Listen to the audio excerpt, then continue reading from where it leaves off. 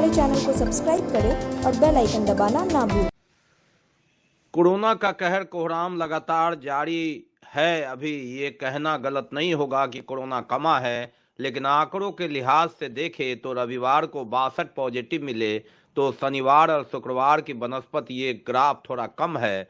ये थोड़ी राहत वाली खबर है, क्योंकि आंकड़ा दिन दूनी रात चौगुनी छलांग लगा रहा था। एक दो दिन पहले रुका, लेकिन अभी यह कहना जल्दबाजी होगी कि कोरोना का ग्राफ गिर रहा है, क्योंकि कोरोना पीक पर होना बाकी है। पहली लहर और दूसरी लहर का देखने के बाद तो ऐसी स्थिति में एक दिन भले रविवार का दिन हो, 62 आंकड़ा आया हो, लेकिन कल इससे इनकार नहीं किया जा सकता कि सोमवार और मंगलवार को फिर यह 100 के पार हो, क्योंकि राज्य और देश की स्थिति जो देख रहे हैं, कोरोना के ग्राफ में कोई कमी नहीं आ रही है। बढ़ने की रफ्तार दोगुनी तिगुनी भले न हो, लेकिन रफ्तार जारी है। ऐसे में दरभंगा में सुखद स्थिति, रफ्तार में ब्रेक न लगा, ग्राफ गिरा, और लोगों की उम्मीद कि यही ग्राफ गिरता रहे।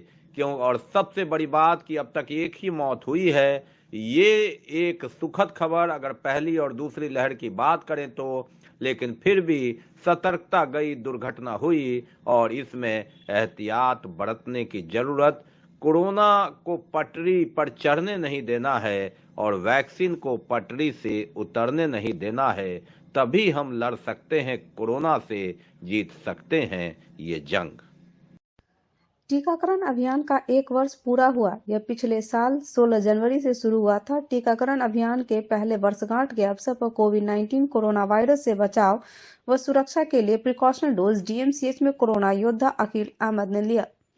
इस अवसर पर लैब टेक्नीशियन अकील अहमद ने बताया कि कोविड-19 के टीकाकरण का दूसरा डोज अप्रैल माह में लगाने के बाद कोरोना की दूसरी लहर में लगातार हजारों कोरोना संदिग्ध मरीजों का कोरोना जांच कार्य में लगे रहने के बावजूद भी काफी सुरक्षित महसूस किया, और अब प्रिकॉशन डोज लगाने से कोरोना वायरस से लड़ने में काफी मदद मिलेगा।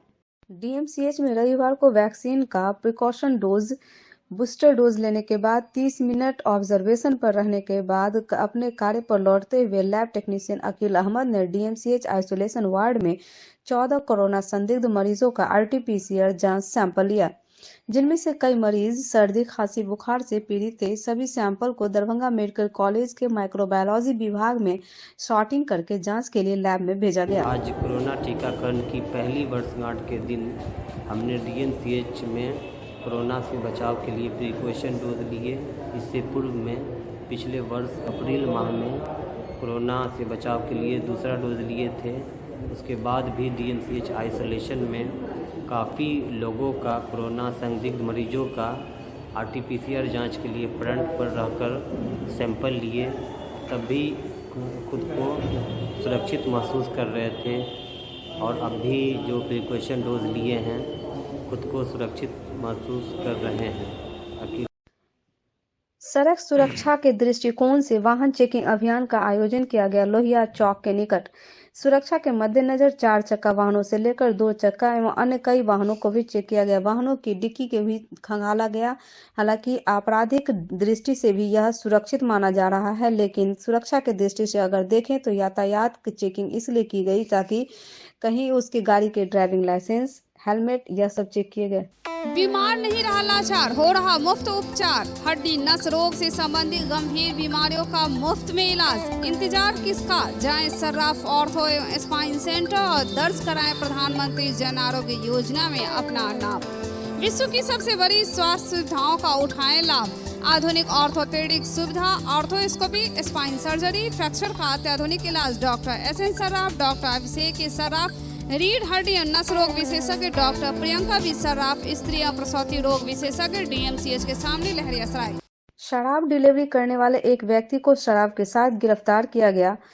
एक्साइज निरीक्षक सुदेश्वर लाल के नेतृत्व में पुलिस टीम के कई सदस्यों के सहयोग से मणिगाछी थाना क्षेत्र अंतर्गत कुछ लोगों के द्वारा शराब होम डिलीवरी करने की सूचना मिली और पुलिस ने तत्परता दिखाते हुए एक युवक को गिरफ्तार कर लिया। निरीक्षक सुदेश्वर लाल ने बताया कि एक व्यक्ति जो शराब के साथ रंगे हाथों गिरफ्तार किया गया है, उसे जेल भेजे जाने की प्रक्रिया चल रही है। गुप्त सूचना मिला, पेट्रोल मणिगाछी थाना अंतर्गत पेट्रोल गांव है, वहाँ पे कुछ लोग कहीं से शराब ला करके होम डिलीवरी कर रहा है। हम लोग एक टीम बना करके कल शाम में 5 बजे, लगभग 5:30 बजे यहाँ से निकले और केशव कुमार पाठक नाम का व्यक्ति को रंगे हाथ शराब के साथ हम लोगों ने पकड़ा है। 2 बोतल अफसर चॉइस का बोतल था जो किसी को देने जा रहा था, तो हम लोग उसको गिरफ्तार किए। नगर निगम के नए नगर आयुक्त के रूप में अखिलेश कुमार सिंह ने अपना पदभार ग्रहण कर लिया। नगर निगम पहुंचकर नगर आयुक्त के कार्यालय में उन्होंने पदभार ग्रहण किया। इस अवसर पर उन्हें पुष्प देकर उनका सम्मान किया गया। नवनियुक्त नगर आयुक्त से उनकी पहली प्राथमिकता गिनाया गया। नगर आयुक्त अखिलेश कुमार सिंह ने कहा कि नगर आयुक्त का पूर्व से जो भी काम चल रहा है उस काम को आगे बढ़ाएंगे और सरकार के द्वारा जो निर्देश दिया गया है वह सरकार की जो प्राथमिकता है उस निर्देश के आलोक में नगर निगम के क्षेत्र में अंतिम व्यक्ति तक सरकार के लाभ को पहुंचाने का काम करेंगे एवं स्वच्छता के क्षेत्र में भी अच्छे से अच्छे काम करने की बात कही। मिथिला विकास संघ के तत्वावधान में पिछले कई वर्ष की भांति इस बार भी कंबल वितरण का आयोजन किया गया। इस बार कंबल वितरण डीएमसीएच के औषधि विभाग के भर्ती मरीजों के बीच से शुरू होकर अन्य विभागों में भी किया गया। संघ के पूर्व महासचिव सुजीत कुमार आचार्य ने कहा कि संघ अपने स्थापना काल से ही अन्य कार्य के अलावा पीड़ित मानवता के सेवा में अपने सामर्थ्य भर सेवा कार्य करता रहा, जिसे आगे भी जारी रखेगा। विप्लव कुमार चौधरी ने अन्य सामाजिक संस्थाओं से भी पीड़ित मानवता के सेवा में जरूरतमंदों को सहयोग की अपील की। इस अवसर पर आमोद कुमार चौधरी, डॉक्टर आनंद प्रकाश, विकास कुमार झा, दीपक कुमार सिंह, ज्योति विकास कुमार मौजूद थे। मिथिला विकास संघ के द्वारा प्रत्येक साल के भांति अहू बेर टीएमसीएच में भर्ती मरीज के बीच में कंबल के वितरण कल गया। आई के बाद फिर रात में अगर ठंड जारी रहती तो शहर में रात में घूम कर से कंबल के वितरण कल जाते हैं। Global health care and diabetes research centre, जो बिहार में पहला अंतर्राष्ट्रीय तकनीक एवं आधुनिक सुविधाओं से लैस सुपर स्पेशलिटी डायबिटीज केंद्र है, जहां एक छत के नीचे डायबिटीज से संबंधित सारी सुविधाएं मौजूद हैं, जैसे कि diabetes heart care, diabetes eye care, diabetes neuro care, diabetes foot care, diabetes pharmacy और डायबिटीज प्रयोगशाला। पता जीसस एंड मैरी स्कूल के पास, रहमगंज, दरभंगा, बिहार। भारत सरकार के संस्थान खादी ग्रामोद्योग आयोग और सृजन मिथिला के द्वारा मिथिला पेंटिंग से जुड़े कलाकारों को आर्थिक रूप से और मार्केटिंग में भी सहयोग करने हेतु प्रधानमंत्री रोजगार सृजन अंतर्गत 60 महिलाओं को मदद करने हेतु कार्यक्रम का आयोजन किया गया। खादी ग्राम उद्योग राज्य आयोग कार्यालय पटना से गोपाल कुमार और दिनेश विजिट के साथ दरभंगा के एलडीएम एवं जिला उद्योग केंद्र से नंद किशोर भी कार्यक्रम में उपस्थित थे। सभी अतिथि को सृजन मिथिला के निर्देशक श्रीमती पुतुल चौधरी और संस्थापक राजेश कुमार चौधरी ने पाग और दुपट्टे से सम्मानित किया। कार्यक्रम से सभी मिथिला पेंटिंग के कलाकार काफी उत्साहित थे। यह कार्यक्रम पोर होम कैंपस में आयोजित हुआ।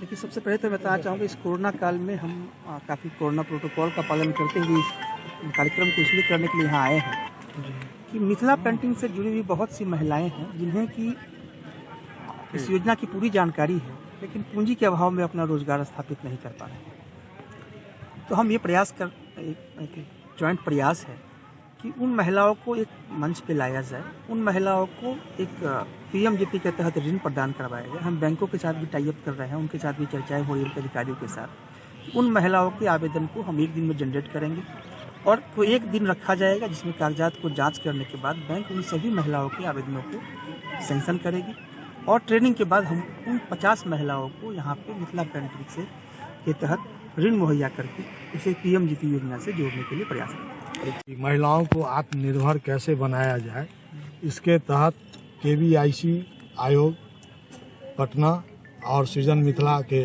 सहयोग से यह कार्यक्रम रखा गया है। इसमें मिथिला पेंटिंग के क्षेत्र में जुड़े कम से कम 50 महिलाओं को ऋण मुहैया करा करके और मार्केटिंग में पूरा सपोर्ट, और ऋण के लिए उनको कहीं जाने की जरूरत नहीं है, न किसी बैंक को जाना है, न कहीं। सारा काम हम लोग संस्था मिलकर के करेगा और उनको महिला को आत्मनिर्भर बनाने के लिए पूरा प्रयास किया जाएगा। यही सोच करके आज का कार्यक्रम रखा गया है। दरभंगा महाराज कामेश्वर सिंह के भाई विश्वेश्वर सिंह के मझले बेटे योगेश्वर सिंह उर्फ कुमार साहब का जन्म 5 जनवरी 1994 को दरभंगा महाराज के परिवार में हुआ था। उनके 2 पुत्र हैं। वहीं उनके पिता का नाम राज बहादुर विश्वेश्वर सिंह था, वहीं उनके माता का नाम रानी प्रेम किशोरी था। आपको बता दें कि दरभंगा महाराज के शासनकाल के आखिरी राजकुमार योगेंद्र सिंह को हिंदू रीति रिवाज के अनुसार दरभंगा के प्रसिद्ध मां श्यामा मंदिर, जो महाराज कामेश्वर सिंह के चिता पर स्थित है, उसी कैंपस में उनका भी अंतिम संस्कार हिंदू रीति रिवाज के अनुसार किया गया। आपको बता दें कि योगेश्वर सिंह उर्फ कुमार साहब मुख्य रूप से खाना बनाना के शौकीन थे और राजकुमार योगेश्वर सिंह को कभी भी पॉलिटिक्स से लगाव नहीं रहा। वह किन किन चीजों के लिए प्रचलित रूप से जाने जाते हैं, उनका शौक था खाना बनाना, किताबें पढ़ना, हारमोनियम, तबला बजाना, बहुत ज्यादा शौकीन थे। ये चले गए, ये बहुत ज्यादा बीमार मेरे ख्याल से नहीं थे। 6 महीना में कुछ होता था। अचानक इनका बोली कल बंद हो गया। हम लोग डॉक्टर को बुलाए, डॉक्टर बोला पारस हॉस्पिटल में, आभास उसको लग गया था कि ख़त्म हो जाएंगे, पारस हॉस्पिटल में ले जाइए, वहाँ पर फ्लैट आ गया वो ECG, तो ऐसे डेथ हो गया। इनको खाना का शौक़ था, खाना बनाने का शौक़ था, डायरेक्शन देने का, उनका वर्ल्ड लेवल का खाना आता था। राजा बहादुर के समय में जो ये देखे थे कि कैसा खाना, ऐसा खाना जो 5 स्टार होटल में हमको नहीं मिलता है दिल्ली में, समझे ना। तो उस सब को वो उनको था। और क्योंकि राजा बहादुर के पास अपने यही रहते थे और तीनों भाई में से कोई नहीं रहते थे, तो वो सुंदरता का प्रेमी थे। तो जितना चीज़ देखे, कुत्ता का शौकीन थे, इनके पास 16-17 ठो कुत्ता था ब्रीड का। उसके बाद फिल्म के शौकीन थे, म्यूज़िक के शौकीन थे, तबला, हारमोनियम ये सब बनाना आता था। बास ऐसा नहीं था कि ये एकांतवासी थे, किताब पढ़ते रहते थे। कोई हम भी अगर कहिएगा तो हम भी एकांतवासी हैं, हम भी ज़्यादा किसी को नहीं हम एंट्री दे देते हैं, समझे ना, पढ़ते हैं। तो एकांतवासी थे, उनसे थे, लेकिन वो हम लोग उनसे ढकाते थे, हम लोगों से ज़्यादा बात नहीं करते थे।